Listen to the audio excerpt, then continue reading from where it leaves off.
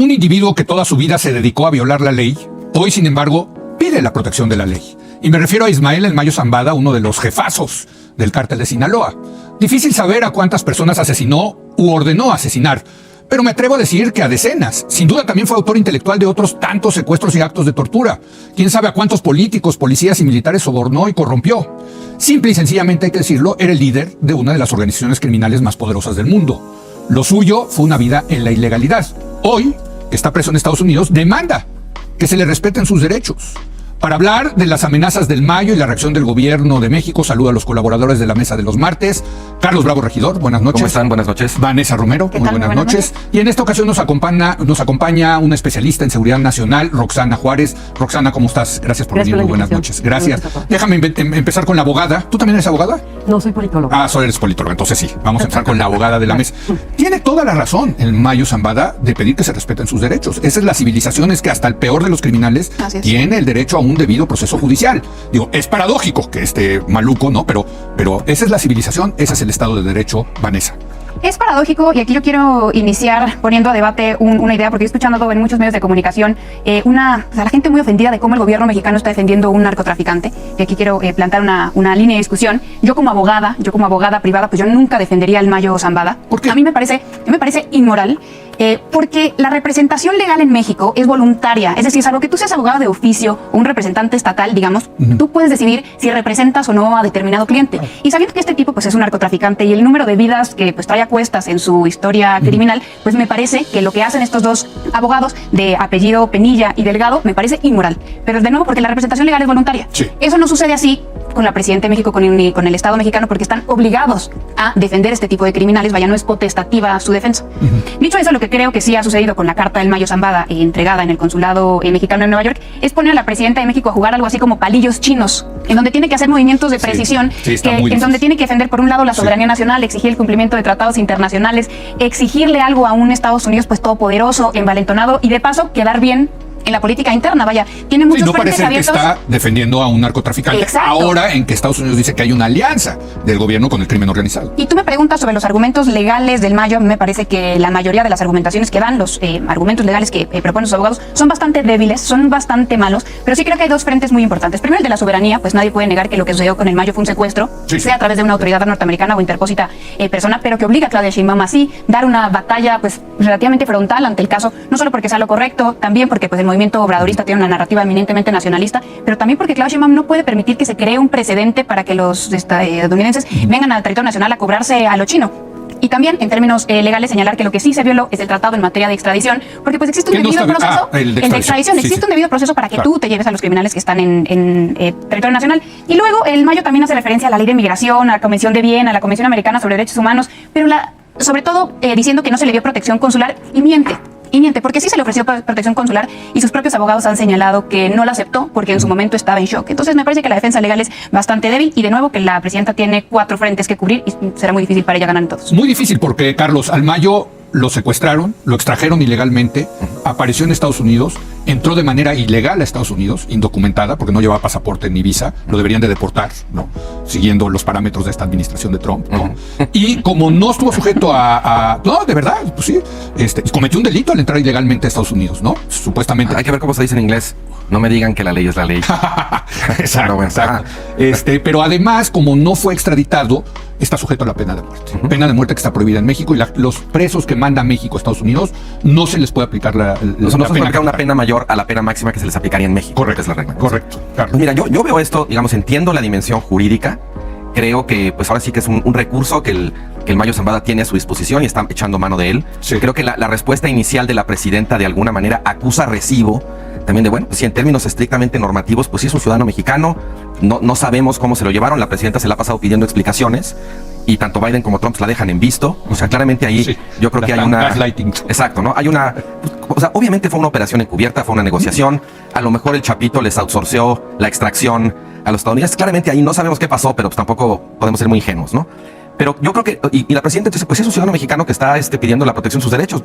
No puedo hacerme guaje, no puedo decir que no. O sea, en términos estrictamente jurídicos, pues sí, todo así como ustedes están diciendo. La cuestión es que esto pues más que ser un debate jurídico, pues aquí hay una situación política, una crisis diplomática, una crisis de seguridad, ¿no? En la que echas de alguna manera como este gallo a pelear, y lo que pasa es que pues a mí me parece que quien pierde con este argumento sobre todo es la presidenta, porque la pone en una posición increíblemente difícil. De por sí ya tiene la presión de Trump encima, amenazando con subir los aranceles, con hacer deportaciones masivas y con realizar operativos militares contra cárteles de narcotráfico en suelo mexicano. Luego tiene, pues la verdad es que las encuestas, aunque esto no le cueste electoralmente ni en términos de aprobación, las encuestas dicen que el gobierno de Claudia Sheinbaum también está, el tema en el que está peor evaluado es la seguridad, como lo fue el del López Obrador. Es un tema muy viejo, pero a pesar incluso de que ella está tratando de dar resultados, que la imagen del secretario García Harfuch es buena, en términos de la evaluación del desempeño de su gobierno, la seguridad sigue siendo su pata coja, ¿no? Luego, hay dentro de su coalición también jaloneos en cuanto al cambio en la política de seguridad y en cuanto a cómo responderle a Trump. Entonces, para donde voltea la presidenta, para arriba, para abajo, para un lado, hay presiones, hay conflicto, y luego llega el Mayo Zambada y le avienta este otro, donde es muy problemático, porque de alguna manera, digamos, la óptica del asunto frente a Estados Unidos y frente a una parte de la opinión pública mexicana, parece que al admitir que el criminal tiene derechos, o al reclamarle a Estados Unidos que hayan violado, digamos, los tratados o protocolos, al llevárselo así a la brava, a la mala, la presidenta está defendiendo al Mayo Zambada. Y ella, cada vez que lo menciona, dice, y no lo estamos defendiendo. Sí. Mira, entiendo lo que está pasando, entiendo que lo diga, pero decirlo no ayuda. La óptica... Es una trampa. Exacto. La óptica es súper canija. Sí. Y pues ahora sí que la presidenta tiene un margen muy restringido. Ella no puede decir, pues no lo vamos a defender. Sí. Dice, bueno, vamos a ver sus derechos, pero no vamos a defenderlo. Pero la cosa la hace ver mal.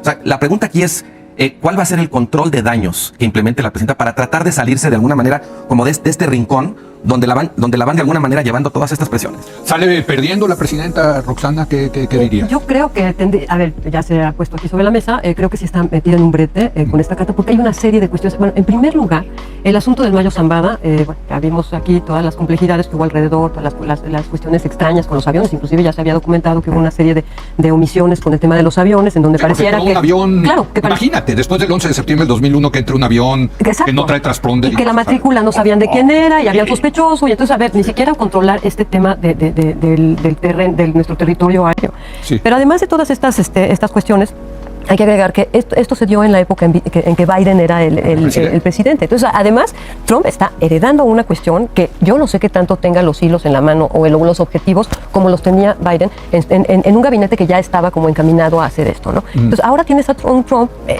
verdaderamente a veces difícil de leer, pero sí con este tema de esta serie de exigencias que nos ponen contra las cuerdas. Ahora, por otro lado, para la presidenta me parece que algo que es muy complejo es que pareciera que no contara con la Cancillería. Yo veo a la Cancillería ausente. O sea, verdaderamente las palabras que ha dado el canciller, yo siento como que no ha estado muy metido en hacer un análisis de daños respecto a esto. Eso por un lado. Por otro lado, recordemos otro personaje mexicano que recientemente tuvo que enfrentar la ley de los Estados Unidos, que es García Luna, que justo el mismo juez está ahora... Sí, el juez Kogan. Exacto. Recordaremos que el trabajo consular que se hizo, como bien decía Vanessa, como se hace con cualquier ciudadano mexicano, el trabajo consular fue muy puntual. Había personal consular dándole seguimiento a las audiencias, que asistían a las audiencias, etc. Por más que haya dicho el Mayo Zambada que él no quería un acompañamiento consular, perdón, pero por ley, como dice la abogada, se tendría que haber hecho. O sea, eso no es de que si quieres o no quieres. No. Ahora, más allá de esto que estamos hablando, de estas cuestiones técnicas, estructurales, digamos, de la detención y ahora el brete diplomático en el que estamos, tenemos que entender que la presencia del cártel que conducía, que lideraba el Mayo Zambada junto al Chapo Guzmán en su momento, está presente en más de 50 y tantos países. O sea, estamos hablando que México de pronto se convirtió en una plataforma de amenaza para otros países, una amenaza global, porque estas organizaciones delictivas y estos 2 más 2 son 4 estaban inmersas en el sistema político. El sistema político, estas organizaciones delictivas no prosperan si no están insertas en el sistema político. Y creo que ahí es en donde está el espacio más riesgoso para la presidenta. Totalmente, porque depende, y está diciéndolo. Yo creo que yo leí extractos de la carta, la verdad, porque es una carta de 30 hojas. 21 cuartillas, sí. Es una locura, pero leí una glosa que hizo uno de los periódicos y creo que sí está como no tan veladamente, diría yo, amenazando de que si hablo, podría haber un colapso, dice, ¿no? De las relaciones bilaterales. ¿Quién sabe qué puede decir el Mayo? Por cierto, que puede ser verdad o mentira. Claro. Porque pues así son esos testigos protegidos. Por cierto, aquí... ¿Cuánto festinó López Obrador los testimonios en contra de García Luna? Pues ahora podrían ser víctimas ellos de esos testimonios. El valor que tienen esos testimonios en el sistema de justicia en Estados Unidos. Totalmente, que son pruebas, sí, o sea, es evidencia, se considera evidencia. Vanessa. Yo tengo una lectura algo diferente de esta carta. Yo no creo que su objetivo principal haya sido México, considerando lo que decía la debilidad de los argumentos legales que arguye la defensa consular del Mayo, y también saber que desde julio del año pasado las autoridades mexicanas ya estaban pidiendo la repatriación, que es precisamente eso que pide el Mayo a través de esa carta, me hace replantearme si México era el objetivo. A ver, y no que no vaya a tener efectos esta carta en México, pues sobre todo con una oposición que vuela una paloma y ya están gritando narcogobierno. Por supuesto que los va a tener, los está teniendo y dañará la imagen del gobierno y de la presidenta. Pero creo que esta información que tenemos y sobre todo las piezas adicionales de información que tenemos de Estados Unidos me permite pensar que a quien está dirigida la carta es a los fiscales. Lo que sabemos es que Trump está volviendo a hablar de la pena de muerte a narcotraficantes o narcoterroristas, como los llaman. Ya son terroristas. Ya, así es. Este es el Bin Laden de Sinaloa, ¿eh?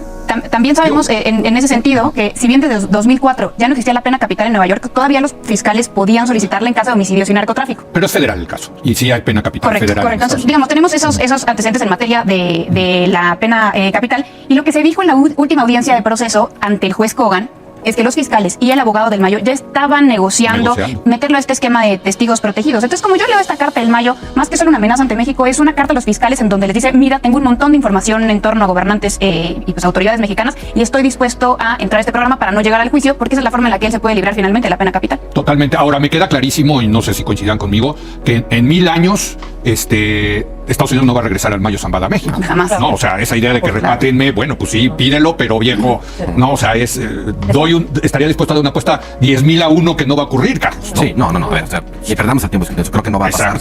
Y también yo creo que es un poco aberrante la idea de considerar que el Mayo Zambada puede terminar accediendo a los beneficios de un testigo protegido, porque normalmente la justificación que existe para otorgar esos beneficios es que esa persona, ese beneficiario, va a ayudar a la justicia, digamos, a acceder, como diríamos coloquialmente, a peces más gordos o peces más grandes. Pero pues este señor ya es, digamos, el pez más gordo que puede haber. La joya de la corona. O a lo mejor no, y eso es parte del chanfle mexicano que tiene su carta. A mí me llamó mucho la atención ahorita, Leo, que decías lo del Bin Laden de Sinaloa, porque desde el punto de vista de Estados Unidos, y ya incluso, sabemos que la sustracción ilegal del Mayo Zambada ha provocado una crisis de seguridad en Sinaloa.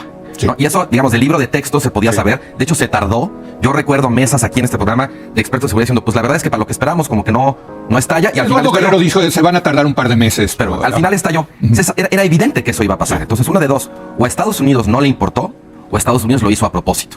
Pero ahorita que estamos discutiendo la amenaza de que haya operativos de Estados Unidos en territorio mexicano, pues con la noticia chato de que ya hubo uno, que se trató de llevarse al Mayo. O sea, eso ya pasó. Con Biden. Y pasó antes de Trump. Claro. Ahora, te decía que me llamaba la atención lo que decías del Bin Laden, porque Irak es un caso paradigmático.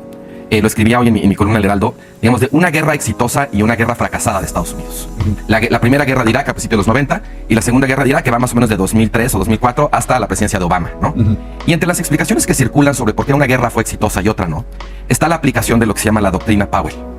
La doctrina Powell se debe a Colin Powell, un militar, un funcionario, digamos, de mucho renombre en Estados Unidos, que básicamente, digamos, aprendió muchas lecciones de la guerra de Vietnam y estableció una serie de principios formulados a manera de pregunta que el ejército de Estados Unidos o la defensa estadounidense tiene que contestar a la hora de decidir si va a hacer la guerra.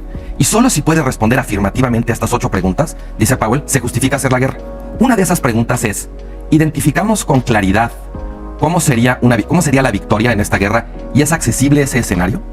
En la primera guerra de Irak, en la medida que definieron la guerra, se trata de expulsar a Irak de Kuwait. Era muy claro. Lograron eso. En la segunda guerra de Irak era la guerra contra el terror. Sí. Y estuvieron casi 10 años ahí, se fueron, e Irak se fue, digamos, al pozo. El saldo de la guerra contra el terror es que la década posterior ha sido la guerra con más atentados y más víctimas terroristas desde que hay registro. O sea, fue completamente contraproducente. Sabemos también, porque en México también lo hemos vivido, que cierto tipo de estrategias excesivamente punitivas o que se concentran en tratar de descabezar o de apresar a los líderes, terminan produciendo una dinámica de violencia al interior de los cárteles y fragmentación de las organizaciones. Entonces, hay una parte en la que yo me pregunto, bueno, todas estas cosas con las que está amenazando Estados Unidos, hay una parte o hay una dimensión que puede ser profundamente contraproducente. Y que aumente la violencia en México, a Estados Unidos no le conviene, tanto por la parte, digamos, propiamente de la violencia, como por quizás los flujos migratorios que eso pueda representar de personas que huyen de esos lugares. Y en el caso de empezar a echar bombas con drones, ¿no? Eso no va a terminar con la epidemia de adicción a los opiáceos que hay en Estados Unidos. Hay parte como de desconexión entre la retórica y los efectos posibles que contradicen lo que la retórica dice que quiere conseguir. Ahora, Roxana, al ser ya organizaciones terroristas, al ser denominadas el Cártel de Sinaloa, Jalisco Nueva Generación, en fin, se empodera a Estados Unidos a realizar operaciones extraterritoriales. Y yo quiero recordar que a Bin Laden entró un comando de Navy SEALs a Pakistán, a territorio soberano de Pakistán, lo mataron y se lo llevaron, ¿no? Para enterrarlo en el mar. Sí, la soberanía. Bueno, eso podría suceder en México al tener las organizaciones terroristas. Y entonces, por eso es muy importante hilar fino por parte del gobierno para decir, oigan, nosotros no vamos a aceptar esto. O sea, si hay un concepto de soberanía, insisto, yo no voy a defender al Mayo, como dice también la presidenta.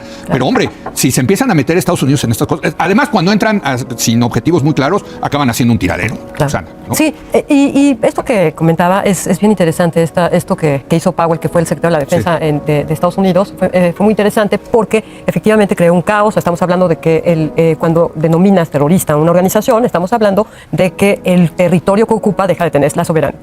Sí. O sea, puedes ingresar, puedes hacer las estrategias o los planes militares que tú necesites para conservar la seguridad del pueblo estadounidense, bla, bla. Y más allá del discurso político, así está escrito. Claro. Ahora, en el caso de México, a ver, es muy complejo. Es muy complejo porque tenemos como una cebolla muchas capas que cuidar. Por eso el trabajo tanto de la Cancillería como de la Secretaría de Economía y como de tantas otras instancias tendría que estar haciendo, como bien dices tú, un hilado fino, estar viendo cuáles son los escenarios. Y esos escenarios tendrá que hacer un trabajo de seducción con los norteamericanos, pero con esta aladura que no escucha, que está al interior de los Estados Unidos todos los días filtrando este tipo de digamos, de amenazas hacia nuestro país. Les pongo un ejemplo. El asunto de las remesas. ¿Qué haríamos si en estos momentos nos retiran las remesas porque deciden que hay un lavado de dinero y que, bueno, las van a retirar todas? Bueno, verdaderamente tendríamos un problema. Cierto, hay evidencia de que sí hay lavado de dinero. Sí, pero en el Capitolio lo que sí corre por los pasillos es que quienes manden remesas tendrán que ser estadounidenses. Sí. Obviamente por un tema de impuesto, porque por un tema de impuesto también se dejó de hacer acuerdos bilaterales sobre la migración legal que iba a Estados Unidos, mexicanos que iban a la pizca, etcétera, se dejó de hacer por un tema de impuestos. Entonces, el problema es que estamos hablando de esa capa de la cebolla, la capa de la cebolla económica que tiene que ver con activos, activos financieros, en legales, que fueron alguna vez ilegales y se convirtieron en legales. Les pongo un ejemplo que verdaderamente es escandaloso: el mercado de los cigarros. Cada vez tenemos un mercado más amplio de cigarros ilegales que el cártel de Sinaloa y el cártel de Jalisco Nueva Generación han impulsado. Estamos hablando de que en Jalisco es en donde más se venden cigarros ilegales. Yo he sabido de firmas de abogados que han impulsado investigaciones para proteger a las marcas legales y conminar al gobierno mexicano de que los queme, los destruya. Y es una verdadera, de veras, nos ha costado mucho trabajo aterrizar este tipo de cuestiones que nos vulneran al final. Esa es otra capa de la cebolla. Y muchas otras capas son, por ejemplo, estos abogados que mencionaba Vanessa, que están involucrados con gobernadores. Sí, ahí de repente hasta premios reciben por parte de Morena. Entonces tenemos los abogados del Mayo, ¿no? Claro. Y yo creo que los norteamericanos saben muy bien que es una gran amenaza darnos un tratamiento como Irak. Primero, no somos Irak. Segundo, tenemos una situación geográfica que ni a ellos les conviene si fuéramos sus peores enemigos o si tuviéramos una situación difícil. Nosotros no nos hemos dado cuenta de la situación geográfica de veras. Primero estamos más cerca del Canal de Panamá que ellos, en primer lugar, ya por ahí empezando. Y en segundo lugar, tenemos una serie de intereses alrededor nuestro, de los chinos y de todo el mundo, que de veras, yo creo que no sería tan sencillo para ellos tratarnos técnicamente como lo tienen escrito. Sí, pero hay mucho. Estaba viendo yo el otro día un documental sobre Vietnam buenísimo en Apple TV, la arrogancia de Estados Unidos de pensar que, no, o sea, es la primera guerra que pierde Estados Unidos en su historia. Vietnam. Sí, pero esta arrogancia, pues está ahí presente. Como todo imperio, siempre tienen la enfermedad de la hibris griega, ¿no? De la arrogancia, de la superioridad. Claro, y las discusiones estos mexicanos, ¿no? O sea, yo me he encontrado platicando con estadounidenses que realmente piensan, no, hombre, nosotros entran un cuerpo de Marines a Sinaloa y arregla el tema. No saben de lo que están hablando, no saben de lo que están. Se les olvida que, por ejemplo, vinieron por Villa y nunca lo agarraron, ¿no? No, y era el general Pershing, fue el general que ganó en Japón, o sea, ¿no? Entonces, pudo en Japón, pero no en Chihuahua, ¿no? Entonces, el tema es ese, la arrogancia del imperio. Esa es la realidad, ¿no? Pero bueno, nos queda una última ronda de conclusiones muy difícil para la presidenta, insisto, muy difícil. Hasta ahora, hoy habló Gertz Manero, por cierto, dice que sí hay casos aquí en México en contra del Mayo.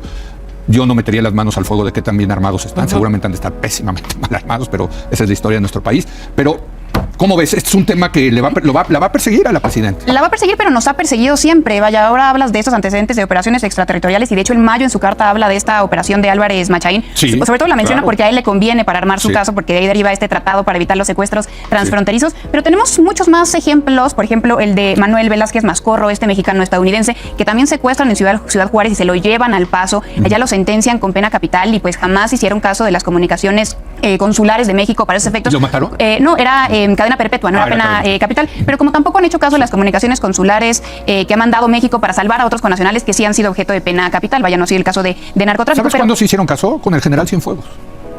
Claro, que eso fue una negociación política y que de hecho hay un caso muy interesante que le Eso escuché. fue con Trump, ¿eh? Fue con Trump, pero bueno, se lo escuché a Jesús Esquivel cómo los fiscales por el caso Cienfuegos quedaron furiosos e inclusive algunos renunciaron por esa negociación política. Entonces no va a ser tan sencillo tampoco que en este caso repatrien al Mayo también por ese antecedente. No lo van a repatriar nunca, eso estoy seguro. Pero es interesante que a Cienfuegos sí en una negociación, pues presumiblemente directa entre López Obrador y Trump, al más alto nivel. Sí. Y porque, por cierto, porque yo sí les quiero recordar, aquí nosotros lo reportamos cuando ocurrió, la primera reacción de López Obrador fue: pues qué bueno, que se limpie la corrupción de los periodos pasados. Al día siguiente se echó para atrás, pero así metió freno de mano y echó para atrás, lo cual habla del poder del ejército, de las Fuerzas Armadas, Carlos. Mira, para terminar, dos ideas. Estabas tú hablando ahorita de la cuestión de la soberanía. Sí. Yo creo que aquí ya está muy claro que cada país tiene está entendiendo estratégicamente distinto a ese concepto.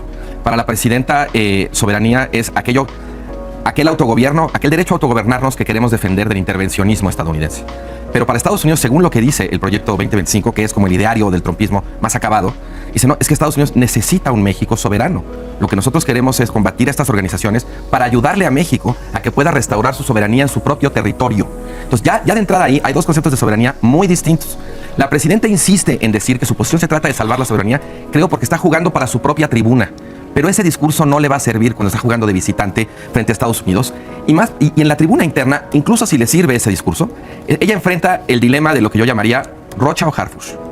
O sea, por un lado, tu partido arropa a un gobernador muy cuestionado, con muy mala imagen, que la gente en Sinaloa que quiere que se vaya. Y por el otro lado, también impulsa a un zar de la seguridad que en teoría viene realmente a hacer las cosas diferentes, a no estar repartiendo abrazos, a no pacificar, ¿no? La presidenta ahorita está en una posición muy ambigua, pero yo creo que esa ambigüedad se va a ir desgastando y en un momento u otro se va a tener que decantar. No puedes tener al mismo tiempo de un lado abrazar a Rocha y del otro a Harfuch. Una última conclusión, Roxana. Sí, hablando de Harfuch, a mí me resulta muy difícil de creer que en esta coyuntura no se haya aprobado la ley de seguridad del sistema de seguridad. La ley Harfuch. La ley Harfuch. Así le dicen. En pocas palabras, sí. Es increíble que no se haya aprobado. O sea, cuando después, como el deporte favorito del Congreso, aprobaba todas las... ¿Cómo es posible que en una coyuntura tan compleja en la que a la que nos estamos enfrentando tengamos esta ley ya aprobado, revisada y aprobada, vamos a ponerle así? Sí. Pero además, cuando que estamos muy mal calificados en cuestiones de justicia, este proyecto que hace una medición de la justicia... World Justice Project. Sí, el World Justice Project tiene o sea, en derechos fundamentales califica, por ejemplo, a México en el puesto 95-142. Estamos, por ejemplo, en restricción de poderes gubernamentales estamos en el 105, en cumplimiento normativo, etcétera, etcétera, etcétera. Entonces sí creo yo que a los ojos de los Estados Unidos tenemos una estructuralidad muy difícil con la que no podemos afrontar, no estamos pudiendo afrontar. Nos urge que estos cambios como la ley, como tú dices, una claridad mucho más importante respecto a gobernadores como Rocha, pero también como otros más, claro. sea dirimido y que sobre todo la presidenta no se preocupe por su popularidad, se preocupe por su legitimidad. Por cierto, está booming la popularidad de acuerdo a Buendía y Márquez, 80% de aprobación, hay que decirlo. Muchas gracias por venir, Roxana. Muchas gracias. Muchas gracias por la invitación. Carlos, Vanessa, nos vemos. Gracias, buenas noches. Y vamos a hacer una breve pausa y vamos a seguir con el tema de la no reelección.